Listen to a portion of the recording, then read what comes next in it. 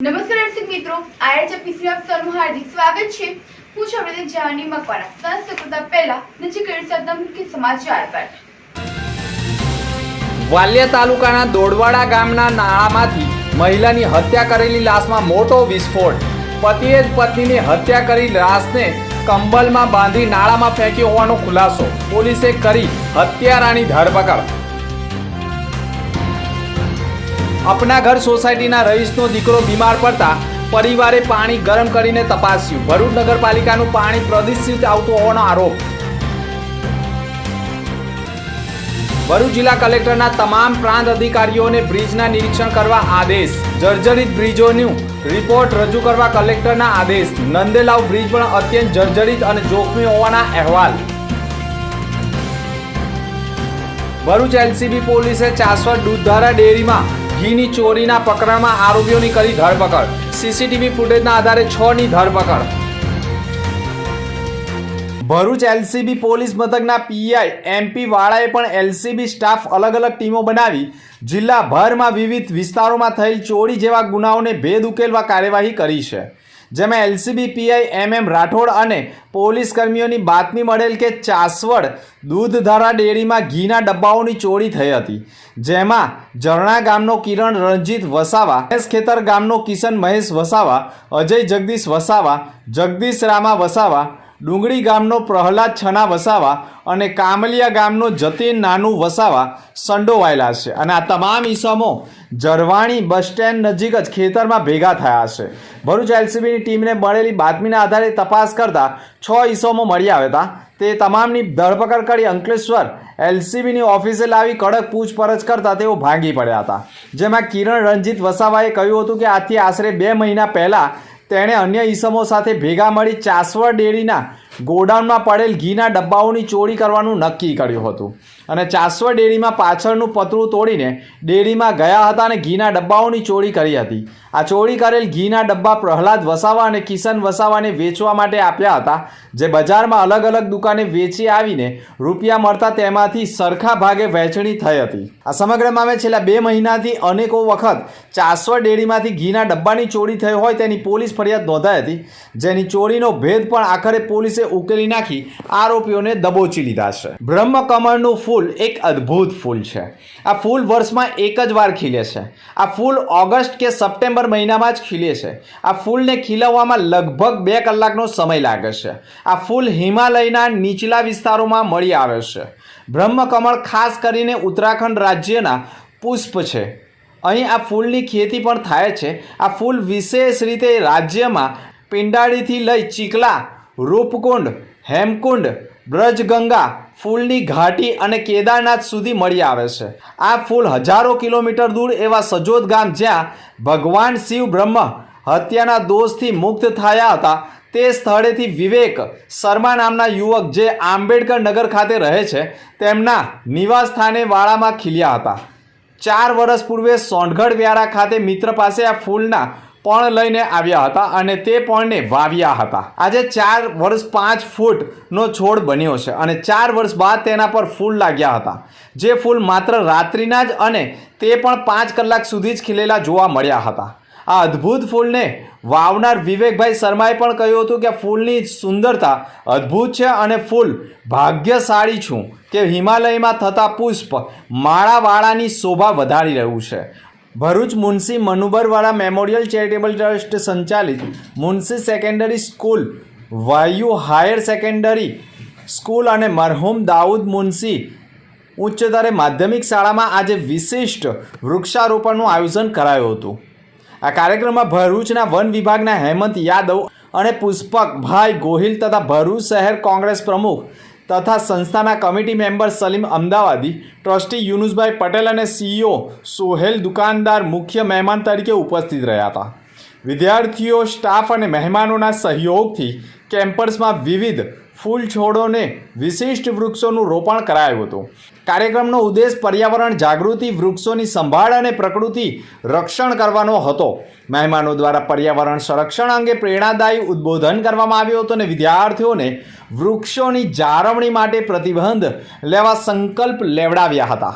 ભરૂચ જિલ્લાના વાલિયા તાલુકાના દોડવાડા ગામના ગટરના નાળામાંથી એક અજાણી મહિલાને મોઢાના ભાગે તીક્ષ્ણ હથિયારના ઘા ઝીકેર હોય, ગળું કપાયેલું હોય તેવી અવસ્થામાં બ્લેન્કેટમાં વીંટાળેલી લાશ મળી આવતા મહિલાના પરિવારજનોની શોધખોળ કરતા જ સમગ્ર મામલાની તપાસ સ્થાનિક પોલીસ અધિકારી ડીવાયએસપી કક્ષાના અજયકુમાર મીણાના માર્ગદર્શન હેઠળ વાલિયા પીઆઈ એમબી તોમાણને પણ સાથે રાખી તપાસ અર્થે ટીમો બનાવવામાં આવી હતી.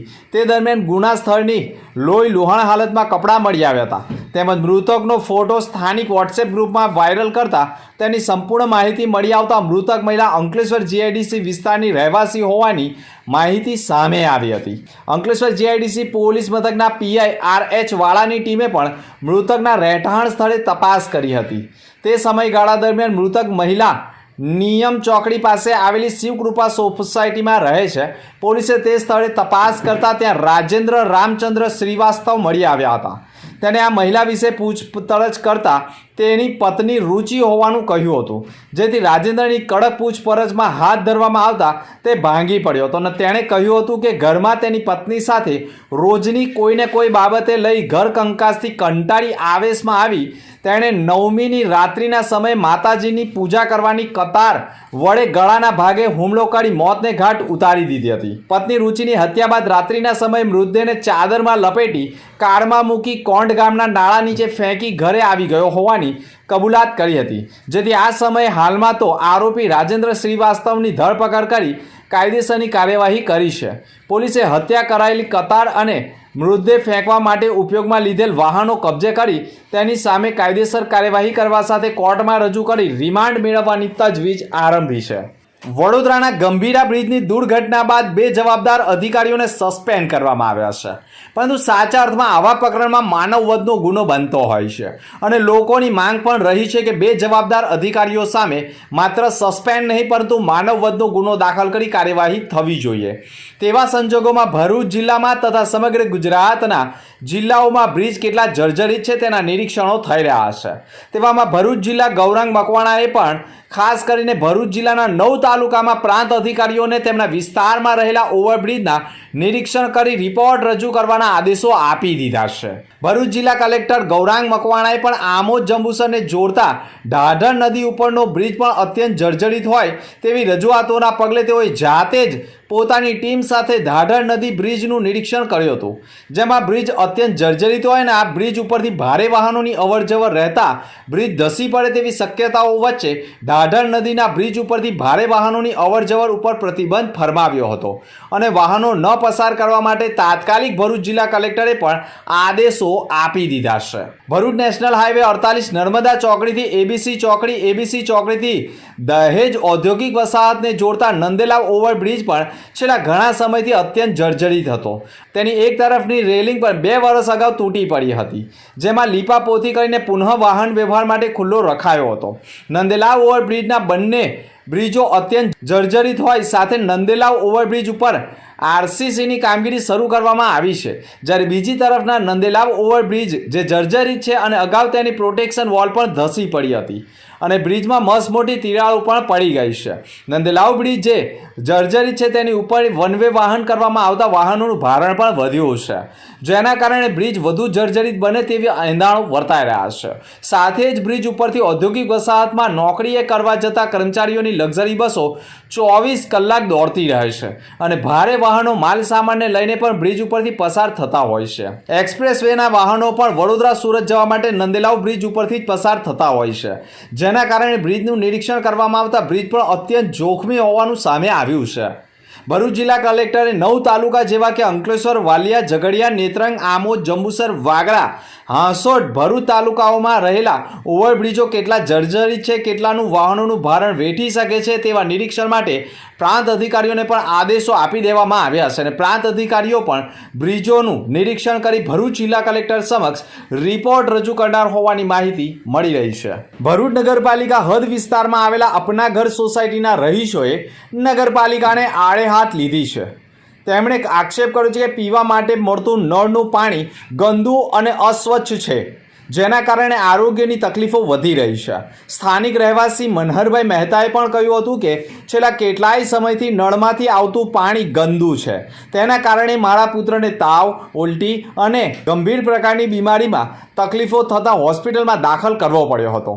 ડૉક્ટરે પણ આ બીમારીનું મુખ્ય કારણ ગંદા પાણીનો ઉપયોગ હોવાનું કહ્યું છે. મનહરભાઈએ વધુમાં આક્ષેપ કરતાં કહ્યું છે કે નગરપાલિકા પ્રજાને સ્વચ્છ પાણી આપવાને બદલે ગંદુ પાણી પીવડાવી રહી છે. અનેક વખત રજૂઆત કરી છે, છતાંય પગલાં લેવાતા નથી. પાણીના નમૂનાઓ લેવા પછી પણ 4 દિવસ વીતી ગયા, પરંતુ હજુ સુધી કોઈ જ રિપોર્ટ મળ્યો ન હોવાનો આક્ષેપ કર્યો છે. Bharuch rotary club of Bharuch Narmada નગરી માટે વર્ષ 2025-26માં નવા પ્રમુખ તરીકે રોટેરિયન રામકાંત બહરૂપી અને સેક્રેટરી તરીકે રોટેરિયન ભાવિક ગણાત્રાની નિમણૂક થતાં ઇન્ટ્રોલેશન સમારંભનું આયોજન હોટલ હયાત પેલેસ ભરૂચ ખાતે કરવામાં આવ્યું હતું. કાર્યક્રમની શરૂઆતમાં પ્રમુખ રોટેરિયન મોનેશ પટેલે પણ મહેમાનોનું સ્વાગત કર્યું હતું. મુખ્ય ઇન્સ્ટોલેશન અધિકારી તરીકે ઉપસ્થિત જિલ્લા ગવર્નર રોટેરિયન અમરદીપસિંહ ભુનેત અને ફર્સ્ટ લેડી કમલજીત કોરે ભુનેતે પણ નવા પ્રમુખ સેક્રેટરી અને તમામ બોર્ડ મેમ્બરનો શપથ લેવડાવ્યા હતા. આ પ્રસંગે 6 નવા સભ્યોને પણ ક્લબમાં સામેલ કરવામાં આવ્યા છે. કાર્યક્રમમાં પાસ્ત ડિસ્ટ્રિક્ટ ગવર્નર રોટેરિયન પરાગ શેઠ અને પાસ્ત પ્રમુખ રોટેરિયન પૂનમ શેઠે પણ હાજરી આપી હતી અને માર્ગદર્શન પૂરું પાડ્યું હતું. આસપાસની રોટરી ક્લબના પ્રમુખો, સેક્રેટરીઝ અને જિલ્લા અધિકારીઓ પણ ઉમંગભેર હાજરી આપી હતી. માસ્ટર ઓફ સેરેમની તરીકે પીપી ત્રુપતિ અલમોડા રુદ્રણી બહરૂપી અને પીપી શૈલેષ શાહે પણ સુંદર રીતે કાર્યક્રમનું સંચાલિત કર્યું હતું. નવનીત પ્રમુખ અને સેક્રેટરીએ સમૂહ સેવા પ્રત્યે તેમની પ્રતિબદ્ધતા પુનરાવર્તિત કરી હતી અને કહ્યું હતું કે નિયમિત યોજાતા આઈ કેમ્પ, સબવાહિની અને મફત મોતિયાબિંદ ઓપરેશન જેવા સ્થાપી પ્રોજેક્ટ અંગે સેવાઓ પણ રજૂ કરવામાં આવી છે. અને મુખ્ય સમાચાર પર ફરી એક નજર. વાલિયા તાલુકાના દોડવાડા ગામના નાળામાંથી મહિલાની હત્યા કરેલી લાશમાં મોટો વિસ્ફોટ. પતિએ જ પત્નીની હત્યા કરી લાશને કંબલમાં બાંધી નાળામાં ફેંકી હોવાનો ખુલાસો. પોલીસે કરી હત્યારાની ધરપકડ. અપના ઘર સોસાયટીના રહીશનો દીકરો બીમાર પડતા પરિવારે પાણી ગરમ કરીને તપાસ્યું. ભરૂચ નગરપાલિકાનું પાણી પ્રદૂષિત આવતું હોવાનો આરોપ. ભરૂચ જિલ્લા કલેક્ટરના તમામ પ્રાંત અધિકારીઓને બ્રિજના નિરીક્ષણ કરવા આદેશ. જર્જરિત બ્રિજોનું રિપોર્ટ રજૂ કરવા કલેક્ટરના આદેશ. નંદેલાવ બ્રિજ પણ અત્યંત જર્જરિત અને જોખમી હોવાના અહેવાલ. ભરૂચ એલસીબી પોલીસે ચાસવડ દૂધધારા ડેરીમાં ઘીની ચોરીના પ્રકરણમાં આરોપીઓની કરી ધરપકડ. સીસીટીવી ફૂટેજના આધારે 6ની ધરપકડ. તો હતા અત્યાર સુધીના સમાચાર. આવતીકાલે ફરી મળીશું નવા સમાચાર સાથે. નમસ્કાર.